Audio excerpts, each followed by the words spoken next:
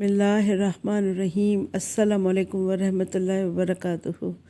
मेरे YouTube channel में आप सबको खुश आमदीद। उम्मीद करती हूँ आप सब खैरियत से होंगे।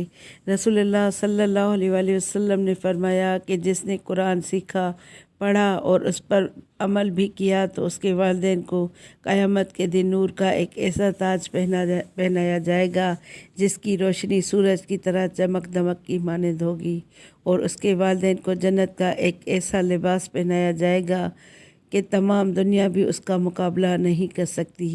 वो दोनों यानी वालिदैन कहेंगे कि ये लिबास हमें किस वजह से पहनाया गया है।